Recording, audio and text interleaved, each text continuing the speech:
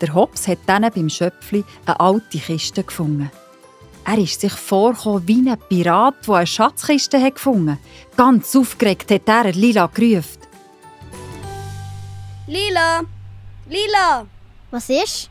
Lila, komm schauen! Ich habe einen Schatz gefunden. Was? Silber, Gold und Edelsteine? Fast. Schau mal selber.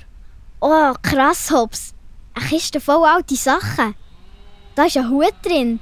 Sogar noch mit einem Schleier vor dran. Ah, und das dort ist eine Tabakpfeife. Schmeckt sogar noch ein bisschen nach Tabak. Und dann da das Horn? Ich blase mal rein. Ein altes Feuerwehrhorn. Ah, da tun einem ja die Ohren weh. Und was ist denn das da? Das goldige Dings? Ist das so ein Instrument? Keine Ahnung. Es kommt dann kein Ton raus. Das war ein besonderes Ding.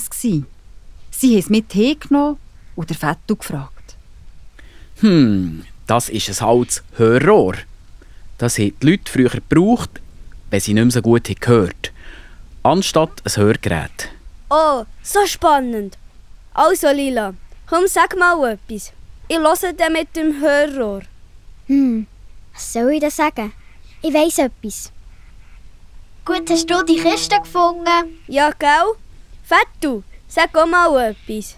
Hobbs, du bist cool. Ich bin stolz auf dich. Das hat der Hobbs sehr gefreut.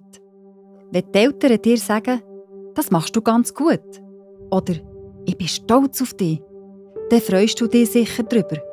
Wir alle möchten doch unserem Mutti und Vettel gefallen. Wir wollen uns Mühe geben, dass sie stolz auf uns sind.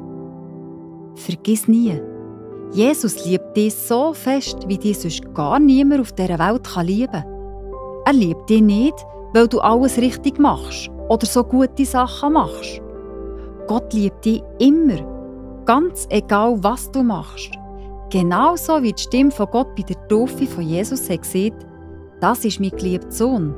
An ihm habe ich Freude. So sagt Gott auch heute zu dir. Du bist mein geliebtes Kind. Ich liebe dich und ich bin sehr stolz auf dich. In der Bibel steht, wie fest Gott uns gern hat.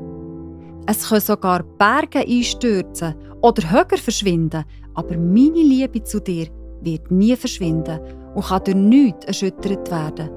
Und die Zusage von meinem Frieden wird nie ungültig. Das sage ich, dein Gott, der dich liebt.